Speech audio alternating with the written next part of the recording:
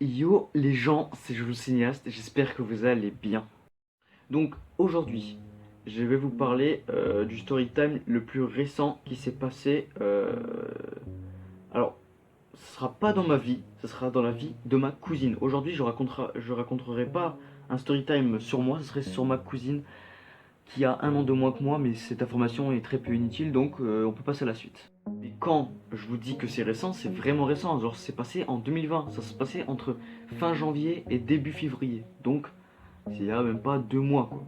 Évidemment, c'est une histoire d'horreur. Vous commencez à être habitué. À partir de l'épisode 3, ça a commencé à raconter des histoires comme ça. Donc, on va continuer. Mais normalement, c'est le dernier épisode parce que le prochain épisode, ça se passera avec mon ami et on parlera d'un truc qui sera passé dans notre vie, mais pas d'horreur.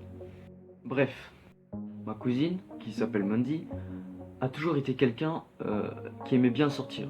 Genre, elle faisait partie des gens qui sortaient beaucoup, que ce soit la journée ou le soir. Puis un soir, comme à peu près tous les soirs, elle rentrera vers minuit, 1 heure du matin, chez ma tante. Tranquille, tout va bien.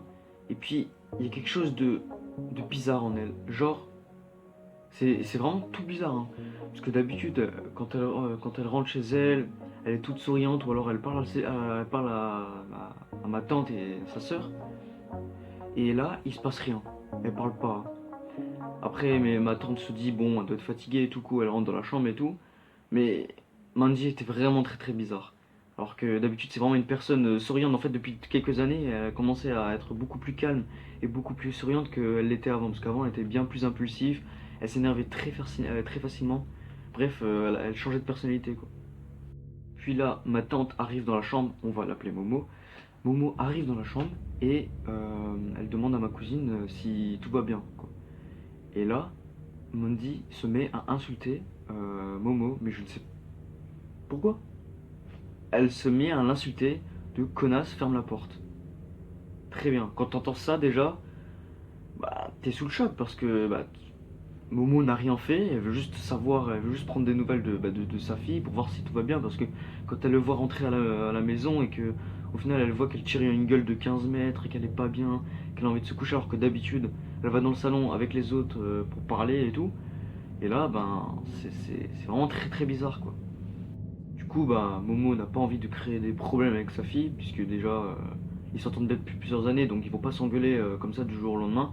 Donc ma tante bah, décide de la laisser tranquille et de se dire, bon, bah, elle doit être de mauvaise humeur, elle a dû se prendre la tête avec quelqu'un, donc je vais la laisser et on en reparlera demain.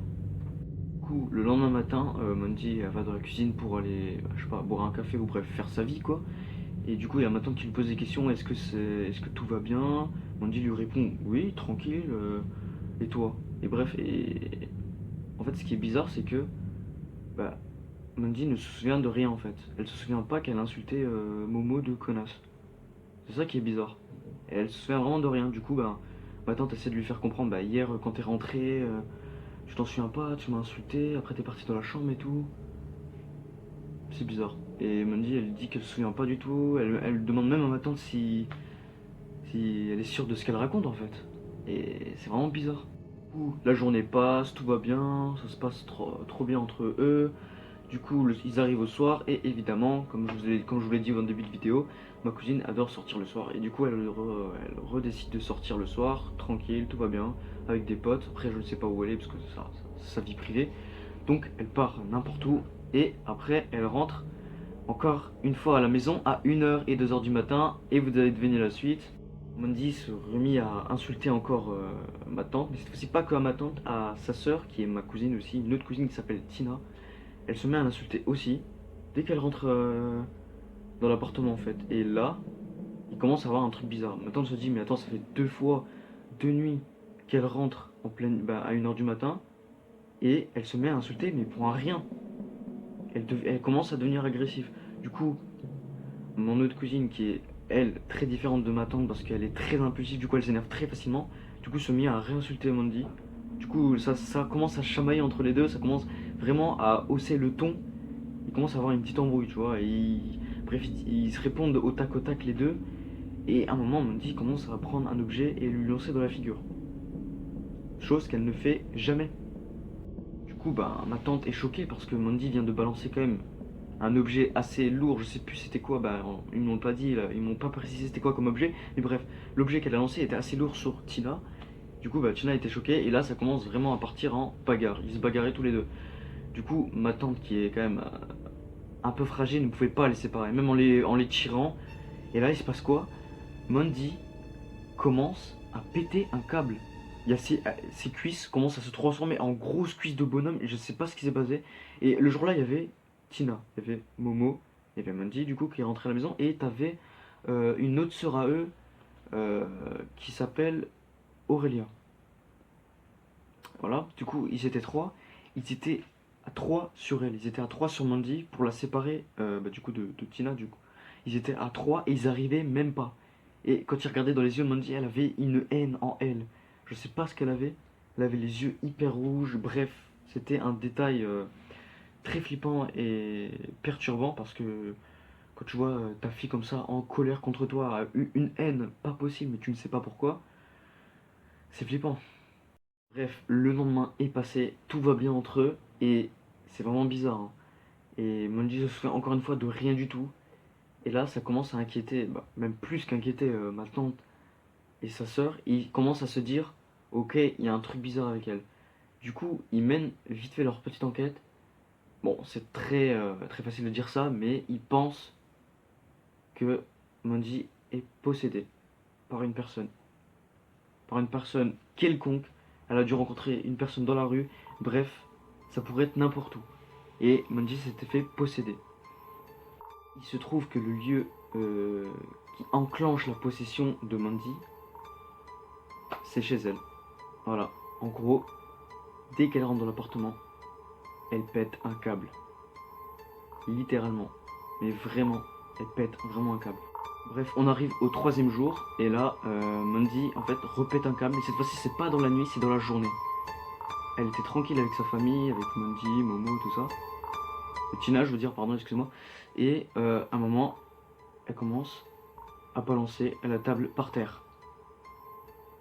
Voilà. Et du coup, elle commence à balancer par terre.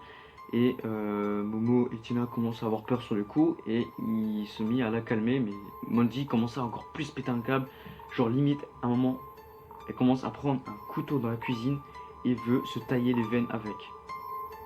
Ça commence vraiment à partir loin dans cette histoire. Mais en gros, qu'une possession, bah, ça déconne pas quoi.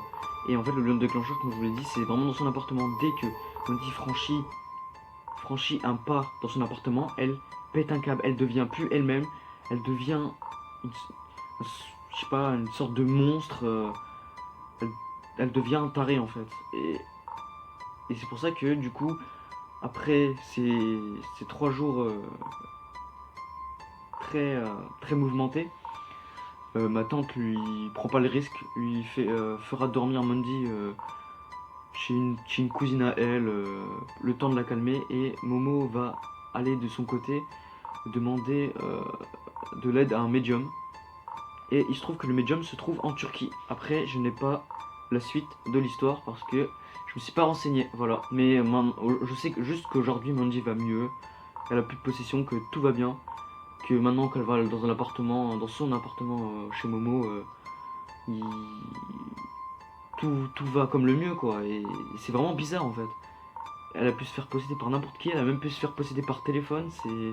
C'est le mystère absolu et on saura jamais en fait la vérité dans cette histoire car ça pourrait être n'importe qui, voilà, tout simplement, ça pourrait arriver à toi, à moi. Mais en fait, ce qui trouve que Mandy s'est fait posséder facilement, c'est que elle a eu en fait, au fil des années, elle a eu un mental très fragile. Parce que comme je vous l'ai dit au début de vidéo, au début, c'était quelqu'un de très impulsif et elle s'énervait très facilement. Et au fil des âges, au fil des ans, elle commençait à devenir fragile, elle commençait à devenir, bref, très faible mentalement. Donc je pense à mon avis c'est à cause de ça. Le story time numéro 5 est fini. Je pense à mon avis peut-être les plus courts que les autres, mais je trouvais intéressant à raconter parce que c'est quelque chose qu'on peut souvent voir à la télé, qu'on se dit oui c'est peut-être fake et tout, mais quand tu vis ça en vrai, c'est quelque chose de fort quoi, et d'émotionnellement t'es marqué à vie avec ça, donc voilà. Après moi personnellement je l'ai pas vécu parce que ben j'étais au courant, c'est ma tante qui est venue nous le dire un soir apeurée, elle est venue chez nous en panique, nous raconter que Mandy s'est fait posséder. Quand t'entends ça comme ça, tu te dis ok c'est une blague, et que bah non, c'est pas une blague, c'est vrai. Donc voilà quoi. Et c'est très flippant à entendre. Et j'espère que je ne vous le souhaite pas de vous faire posséder à vous, parce que bah on sait pas ce qui peut arriver. Il peut arriver des malheurs comme du bonheur, mais c'est impossible avec la possession. Bref, voilà. Que la vidéo vous a plu, et n'oubliez pas de vous abonner à la chaîne et de mettre un petit pouce bleu, ça me ferait très plaisir. Je voulais vous remercier énormément pour les 100 abonnés, je m'y attendais tellement pas.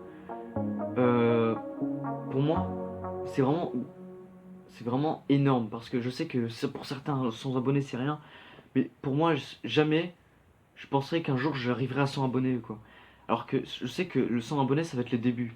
Je sens que ça va être le début d'une d'une longue carrière pour moi sur YouTube, parce que je sens que bah, j'ai envie de faire ma vie là-dessus, et sans vous je peux pas quoi, je peux pas faire grand chose sans vous. Et donc 100 abonnés c'est énorme, je vous remercierai jamais assez, et je vous donnerai toujours du contenu aussi énorme, aussi grandiose que vous avez pu le voir sur ma chaîne. Je me donnerai toujours à fond, je ferai des vidéos bien travaillées, puis comme avant je faisais du 100% impro, ça c'est terminé. Et voilà, n'hésitez pas à mettre en commentaire ce que vous avez ressenti pendant la vidéo. Est-ce que vous voudrez une suite de ce type d'horreur, parce que je sais pas si j'en ferai. Et on se retrouve à la prochaine vidéo podcast. Je ferai une vidéo podcast. Voilà, merci, c'était Jojo Cinéaste. Donc aujourd'hui, je vais vous parler du story time le plus récent qui s'est passé. Alors, ce sera pas dans ma vie, ce sera dans la vie de ma cousine. Aujourd'hui, je raconterai pas un story time sur moi, ce serait sur ma cousine qui a 1 an de moins que moi, mais cette information est très peu inutile, donc on peut passer à la suite. Mais quand je vous dis que c'est récent, c'est vraiment récent. Genre, c'est passé en 2020, ça se passait entre fin janvier et début février. Donc, c'est il y a même pas 2 mois, quoi.